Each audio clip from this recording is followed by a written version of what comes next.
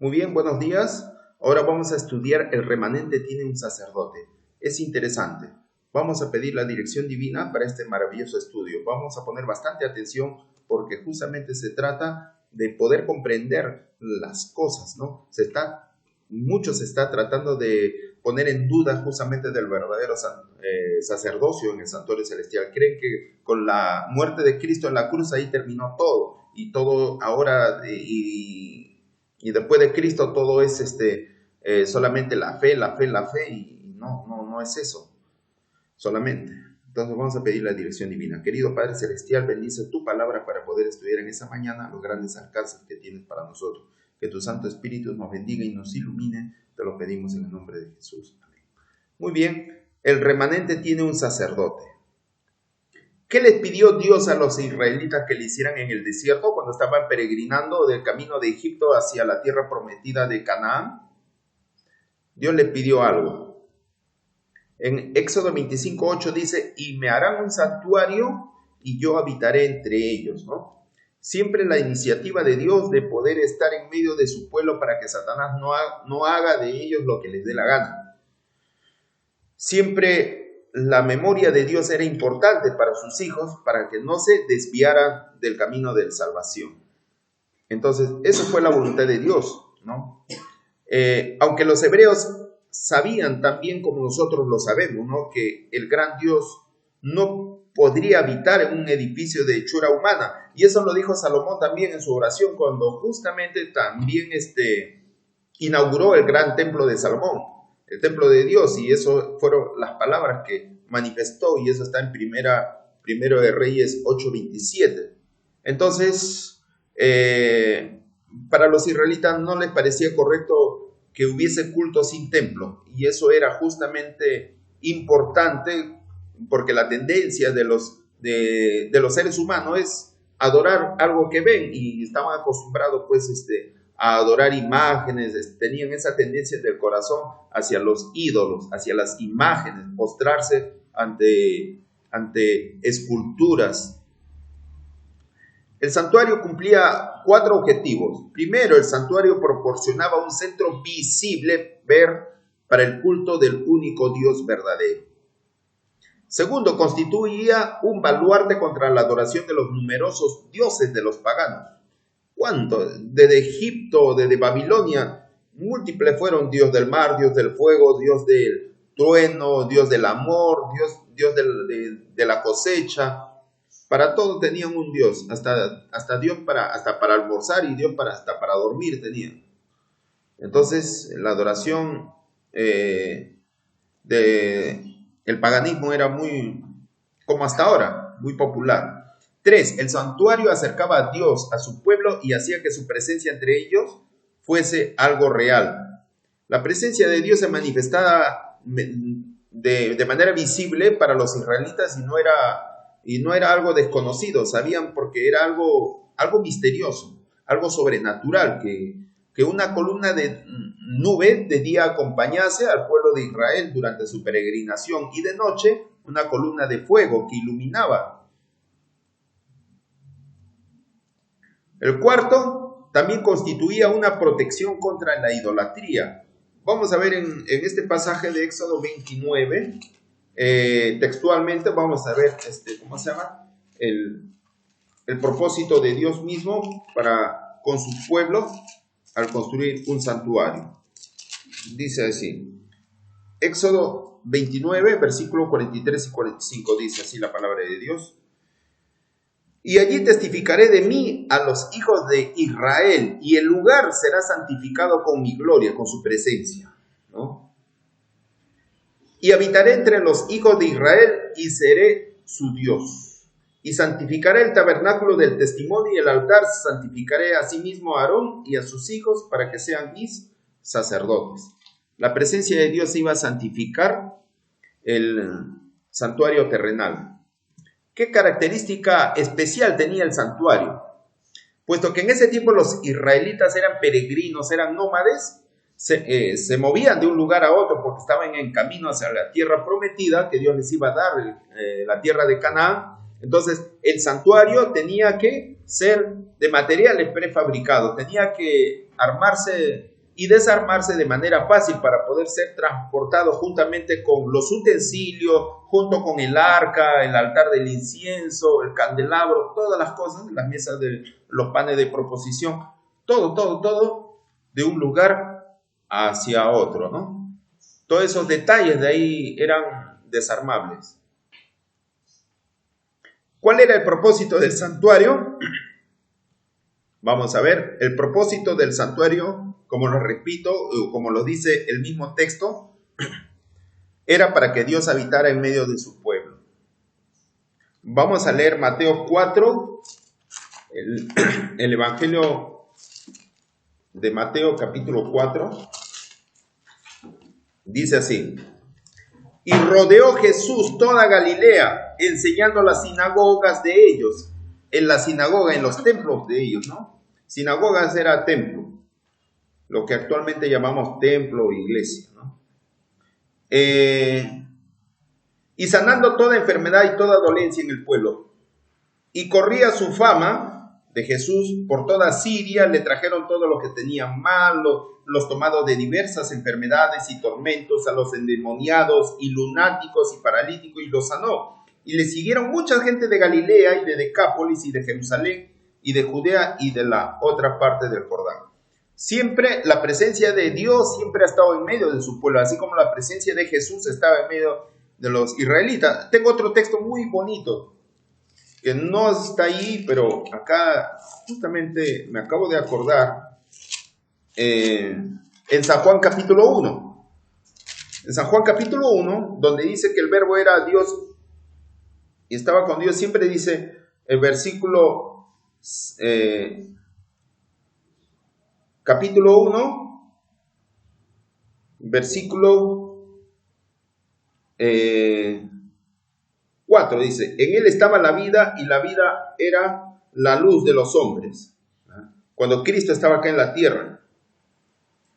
Y versículo 7, este vino por testimonio para que diese el testimonio de la luz, para que todos creyesen de él, de la luz. Versículo 10,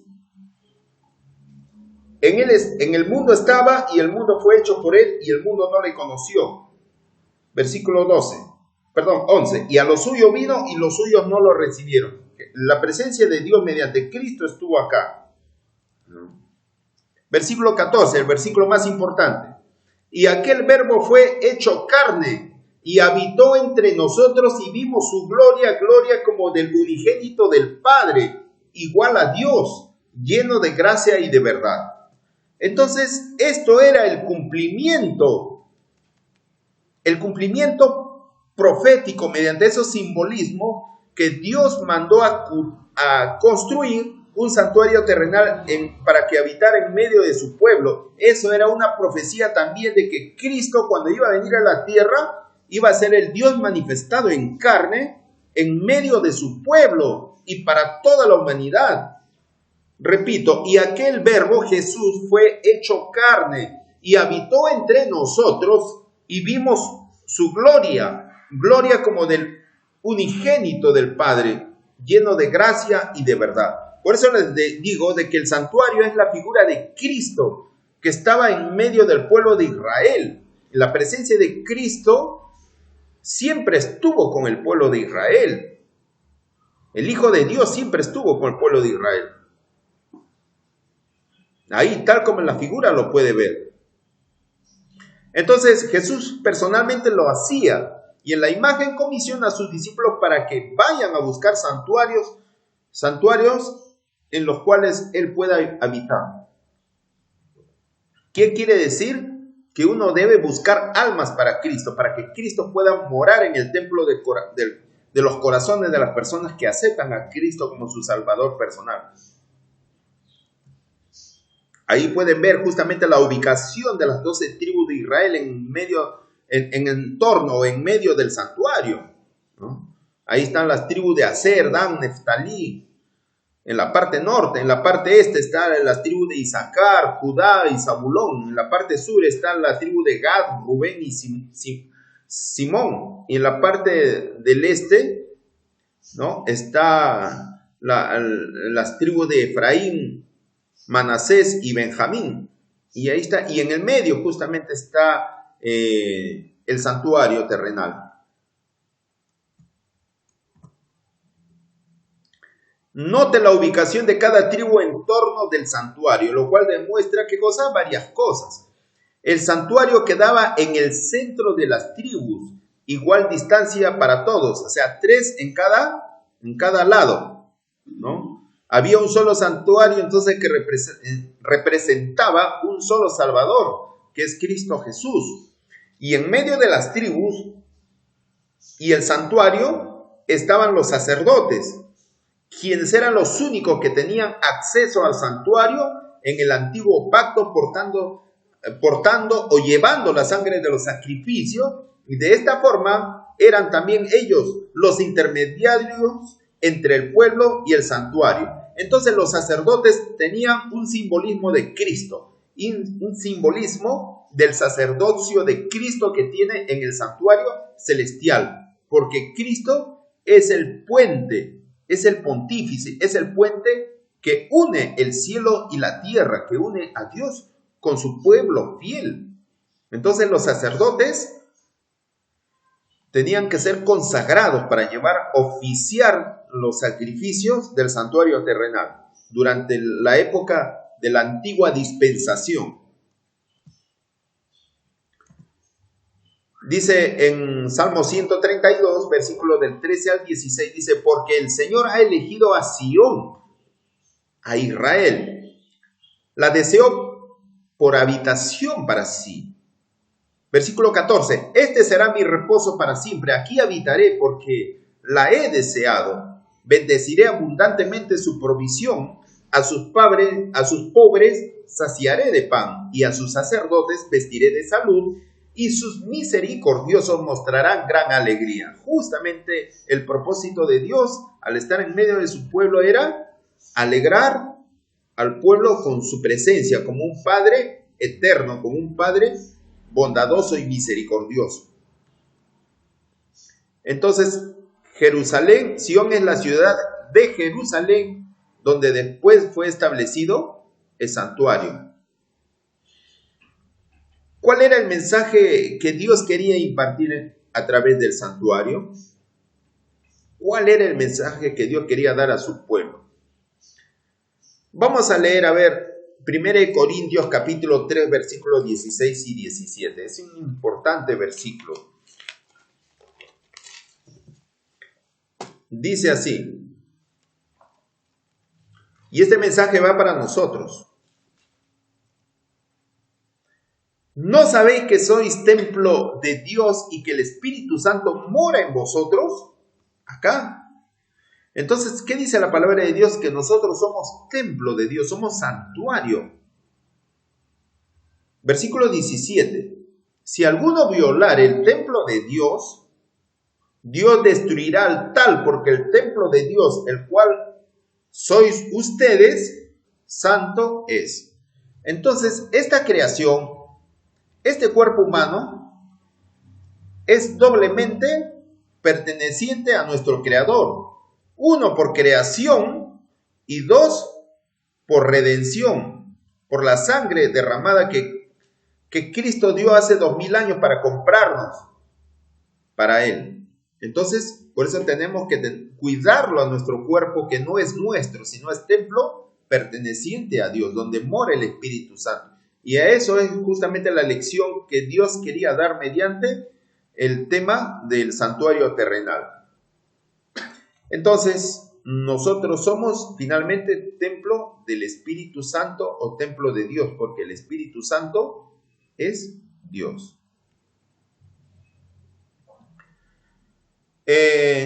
Mateo 18:20, es interesante. Vamos a leer.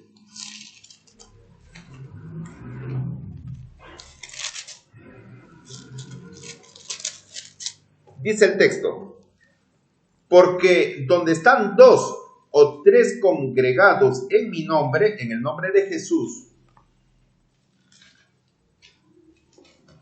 allí estoy en medio de ellos. Cristo está en medio de aquellos que lo buscan sinceramente. Ahora, en esta época que los templos adventistas o evangélicos no están abiertos, pero si se reúnen con sinceridad de buscar a Dios en sus hogares, ¿no? Sean 2, 3, 4 personas, Cristo promete de que en medio de dicha reunión, Jesús está en medio de ellos. Y esa es la promesa y tenemos que creerlo. Entonces, si luego en medio de cualquier grupo que se reúna para adorarlo, la presencia de Dios está en medio de los que se reúnen. Entonces, el sistema cuyo centro era el tabernáculo terrenal señalaba por adelantado a Cristo, quien más tarde habitó y hizo su tabernáculo entre los hombres, tal como hemos leído San Juan 1:14, ¿no? Es interesante ese texto que hemos leído. Y aquel verbo fue hecho carne y habitó en medio de nosotros y pudimos verle su gloria, gloria como del unigénito del Padre. ¿A quién representaba ahora ese cordero sacrificial del santuario terrenal? Vamos a leer Éxodo capítulo 29, versículos 38 y 39. Dice: y esto es lo que ofrecerá sobre el altar: 2 corderos de un año, 2 corderos de un año cada día, continuamente, todos los días. Ofrecerás un cordero a la mañana y el otro cordero ofrecerás a la caída de la tarde. Vamos a leer en San Juan 1:29, dice: el siguiente día, Juan ve a Jesús que venía hacia él y dice: he aquí el Cordero de Dios que quita el pecado del mundo. El Cordero de Dios. Entonces los corderitos que se ofrecían en sacrificio era un simbolismo de Jesús, como el Cordero de Dios que moriría en la cruz por el pecado de su pueblo. Vamos a leer una profecía mesiánica en Isaías capítulo 53, versículo del 4 al 6. Dice la palabra de Dios así: ciertamente llevó él nuestras enfermedades y sufrió nuestros dolores, y nosotros le tuvimos por azotado, por herido de Dios y abatido. Mas él herido fue por nuestras rebeliones, molido por nuestros pecados. El castigo de nuestra paz sobre él, y por su llaga en la cruz, ¿qué cosa? Fuimos nosotros curados. Todos nosotros nos descarríamos como ovejas, porque eso nos gusta. Cada cual se apartó por su camino, por la mundanalidad. Mas Jehová cargó en él el pecado de todos nosotros. Del trabajo de su alma verá y será saciado. Con su conocimiento justificará mi siervo justo a muchos, y él llevará las iniquidades de ellos. Por tanto, yo le daré parte con los grandes, y con los fuertes repartirá despojos. Por cuanto derramó su vida hasta la muerte y fue contado con los perversos. Jesús murió en medio de 2 ladrones, condenado, y fue contado con los perversos, habiendo él llevado el pecado de muchos y orado por los transgresores. Jesús oró: Padre, perdónalos porque no saben lo que hacen.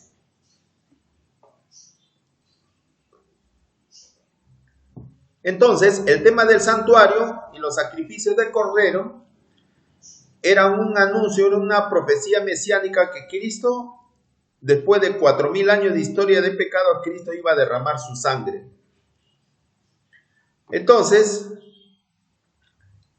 hace recordar el Cordero Pascual de Egipto, que también, ¿no?, que simbolizaba la liberación del yugo del pecado, del cual Dios había dicho: el Cordero será sin defecto, macho de 1 año. ¿Recuerdan esa historia? ¿Recuerdan esa historia de la cual ahí está justamente graficado ahí, ilustrado?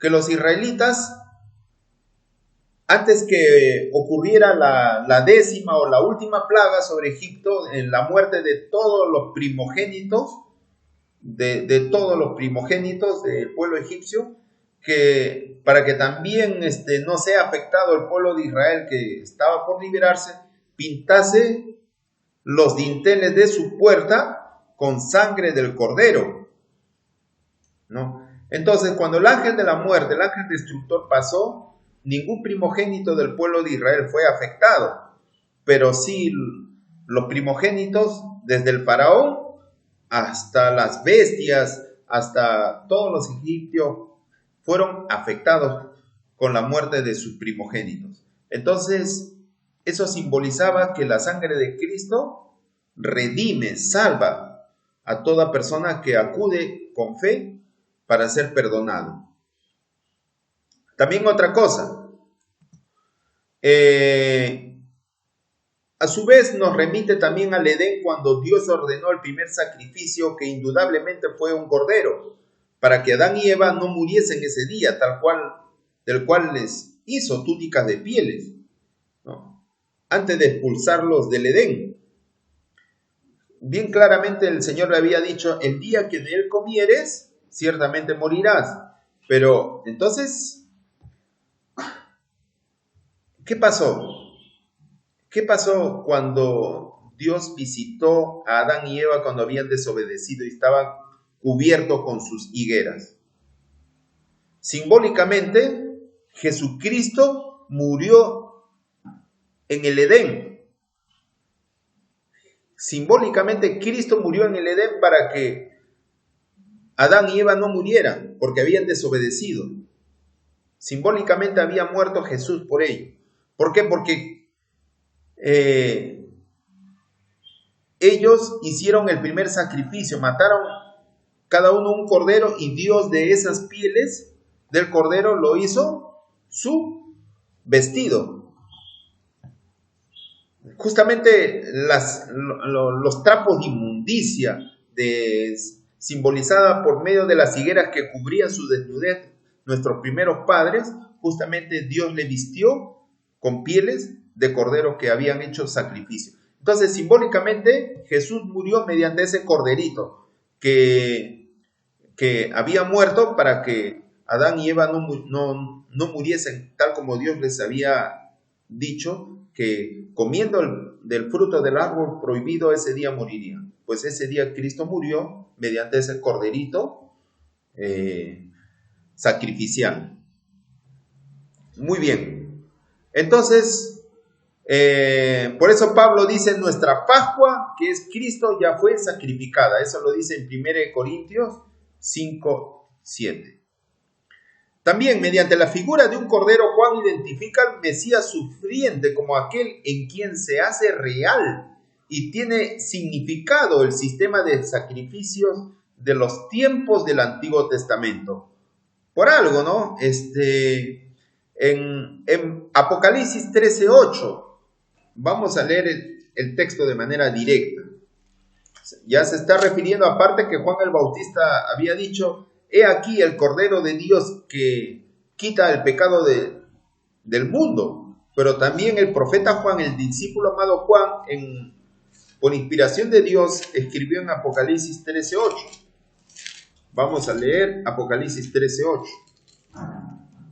Ahí dice la palabra de Dios: y todos los que moran en la tierra le adoraron, cuyos nombres no están escritos en el libro de la vida del Cordero, el cual fue muerto desde el principio del mundo. Aquí habla acerca de que los adoradores de la primera bestia de Apocalipsis 13, ese tema que hemos estudiado las semanas pasadas, que justamente los que acepten el falso día de reposo, que es el domingo, cuando salga la ley dominical, y no se vuelvan a los mandamientos de Dios, dice que no estarán escritos sus nombres en el libro de la vida del Cordero, que fue inmolado desde el principio del mundo.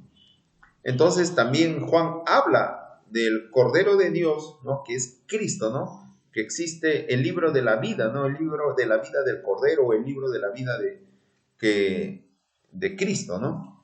Entonces, el cordero sacrificial se refiere al sacrificio de Cristo en la cruz. Bueno, indudablemente que este texto nos está remitiendo al primer sacrificio realizado en el Edén. Y aún más atrás, cuando antes de que fuésemos creados, Dios decidió que Él, mismo creador, vendría a salvarnos. Cristo es nuestro creador. Cuando dice el cordero que fue inmolado desde el principio del mundo, quiere decir que también Dios ya tenía un plan de salvación desde antes que el mundo fuese creado. Por algo es Dios, es omnisciente, conoce el futuro de lo que va a pasar. Como conoce el futuro, Dios hace un plan de salvación para contrarrestar esa emergencia, para que el hombre pueda ser rescatado. Entonces, en ese consejo de paz de la eternidad, Jesucristo se ofreció para dar su vida por el hombre. Entonces, ¿cómo era considerado el santuario terrenal? Hebreos 9:24, ¿qué dice? Por lo cual no entró Jesús en el santuario hecho de mano, o sea, de mano de hombre, para nada, que es figura del verdadero, sino en el mismo cielo para presentarse ahora por nosotros en la presencia de Dios. Entonces aquí bien claro dice de que el santuario terrenal, como están viendo ahí la imagen, era una copia, no era original, era una copia del santuario original que está en el cielo, en la Nueva Jerusalén, donde mora Dios, donde Cristo se ha presentado ante el Dios Padre para intermediar por los pecados del hombre.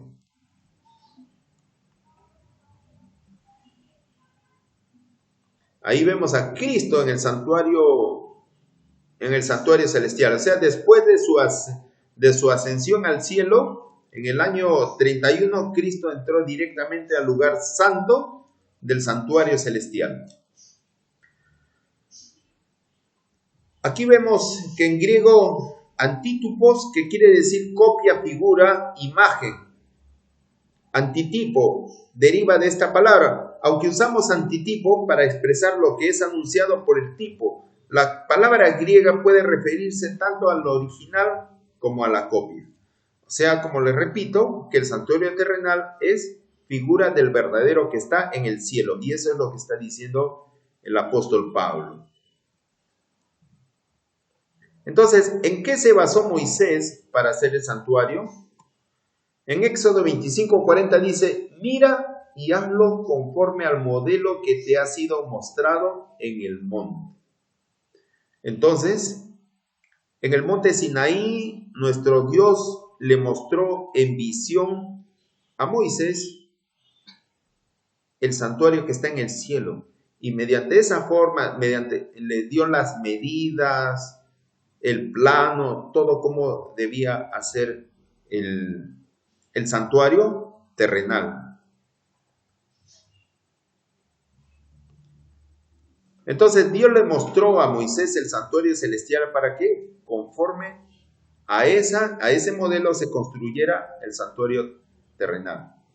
¿Qué hace Cristo en el santuario celestial entonces después de su ascensión? Hebreos 7, versículo 25 y 26. ¿Qué dice Hebreos capítulo 7? Vamos a la palabra de Dios, que mismo da su respuesta. Dice así, por lo cual puede también salvar eternamente a los que a Él se allegan o se acercan a Dios, viviendo siempre para interceder por ellos, porque tal pontífice nos convenía, santo, inocente, limpio, apartado de los pecadores y hecho más sublime que los cielos. Entonces, Cristo, ¿qué hace en el santuario celestial? Está intercediendo por nosotros.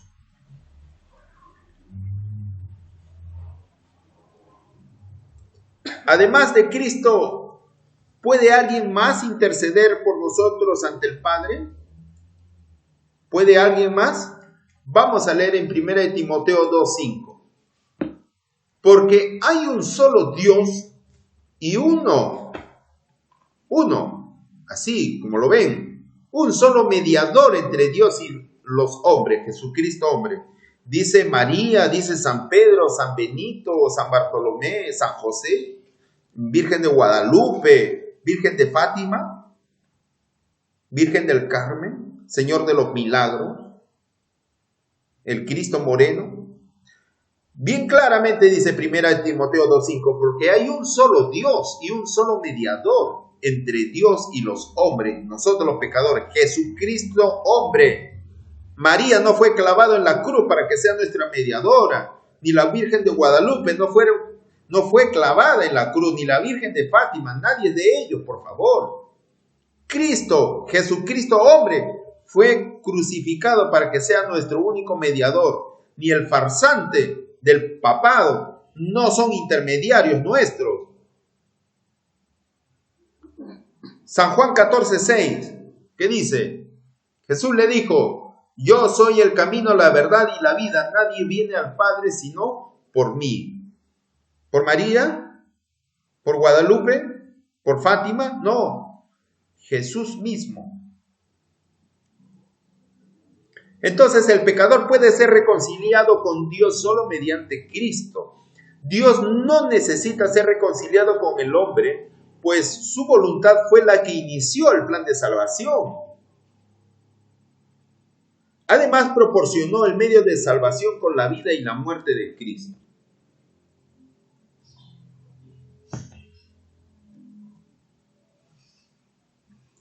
¿Qué evidencia tenemos entonces de la existencia de un santuario en el cielo? Al menos ya hemos visto en el texto de Hebreo que Cristo se presentó en un santuario no hecho de mano, sino en el cielo para interceder por nosotros ante Dios. Pero vamos a ver. Sigamos, hay más textos bíblicos para aquellos que todavía dudan. En Apocalipsis 11:19 dice: y el templo de Dios fue abierto ¿en dónde? En el infierno, en el mar, en el cielo, y el arca de su pacto se veía en el templo. Sabemos que en el santuario terrenal, el arca del pacto, que estaban las dos tablas de los 10 mandamientos, estaban en el cofre del arca del pacto, y eso estaba en la segunda sala, que es el lugar santísimo. Pues Juan en visión vio justamente el templo de Dios abierto en el cielo, y el arca de su pacto se veía ahí. Inclusive ahí están también los originales de las 2 tablas de piedra de los 10 mandamientos de la ley de Dios. Hebreos 8:2, ministro del santuario y de aquel verdadero tabernáculo que levantó el Señor, o sea, Dios mismo levantó ese tabernáculo en el cielo y no el hombre. Dos textos que claramente habla que el santuario está en el cielo. Entonces ahí está Cristo oficiando en medio del arca del pacto. ¿Quién es nuestro sumo sacerdote entonces en el santuario celestial? Hebreos 9:11. Hebreos 9:11. Vamos a leer dicho texto textualmente. La misma Biblia se explica a sí misma. Nosotros no creemos en tradiciones de hombres, nosotros nos basamos en un escrito está. Dice así: mas estando ya presente Cristo, pontífice de los bienes que habían de venir, por el más amplio y más perfecto tabernáculo, no hecho de manos, es a saber, no de esta creación. Entonces, bien claro dice Cristo, nuestro pontífice, Cristo sumo sacerdote de los bienes venideros. Bien claro habla.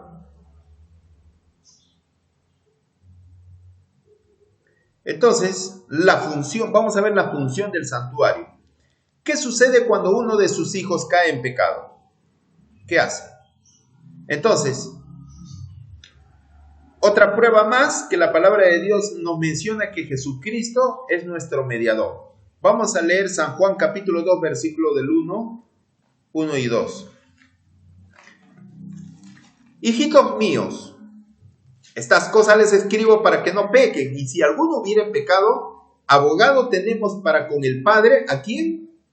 A Jesucristo el justo, nuestro abogado, nuestro defensor en un juicio.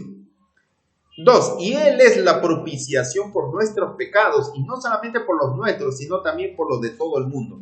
Cristo murió por toda la humanidad. Por algo San Juan 3:16 dice, porque de tal manera amó Dios al mundo que ha dado a su Hijo unigénito para que nadie se pierda, sino para dar salvación a todos los que en Él creen. Es bien claro el texto. Entonces, Dios envió a su Hijo para toda la humanidad, pero ya depende de la humanidad si acepta o no a Cristo como su Salvador personal. Es la decisión. Cristo ya hizo su papel de morir por el hombre, pero no va a morir también para todos los perversos y rebeldes.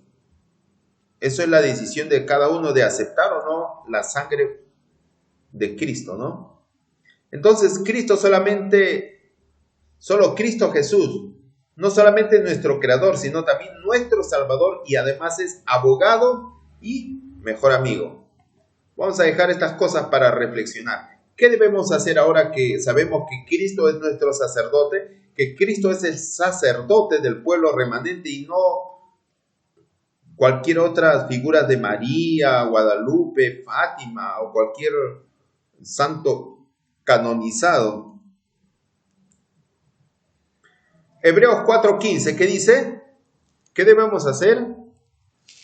¿Reconocer a Cristo como mi sumo sacerdote? Vamos a ver qué dice Hebreos 4:15.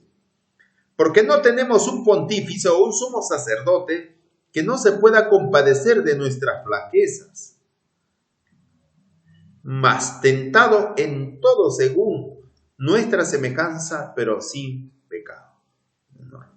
Nos refiere que Cristo es nuestro sumo sacerdote, que Él comprende nuestras flaquezas porque Él también vivió en carne propia. Versículo 16. Lleguémonos pues confiadamente al trono de la gracia para alcanzar misericordia y hallar gracia para el oportuno socorro. Tenemos que acercarnos con mucha confianza al trono de Dios. En Hebreos 10:22. ¿Qué dice Hebreos 10:22?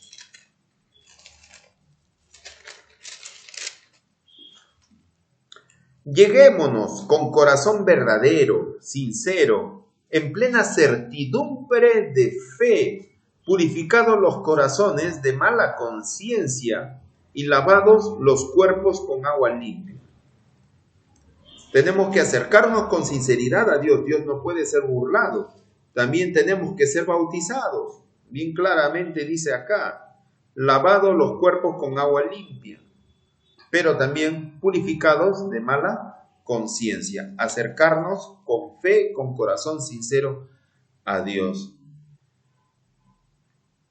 Entonces, si haces estas tres cosas, serás salvo porque Dios lo ha prometido. Y Dios no es hombre para que mienta. De lo contrario, irremisiblemente te perderás. Eso es, hermanos, ese es el mensaje que quería darles en esta mañana, y vamos a terminar con una corta oración. Querido Padre Celestial, que este estudio nos haya servido para poder meditar y poder confiar, Señor, y ayudar también, Señor, en la comunicación de este mensaje, porque ya pronto vas a venir. Y ayúdanos a sostenernos, Señor, porque vendrán engaños terribles, Señor, en estos últimos días, pues ya lo hay. Ayúdanos a seguir adelante confiando en tu palabra, que tú eres nuestro sumo sacerdote y no otro. Gracias, querido Padre Celestial, te pedimos perdón por nuestros pecados y que Cristo, nuestro mediador, Señor, pueda, Señor, limpiarnos de toda nuestra maldad. Te lo pedimos estos favores en el nombre de Jesús. Amén. Un feliz sábado, hermanos. Un abrazo a todos ustedes. Bendiciones.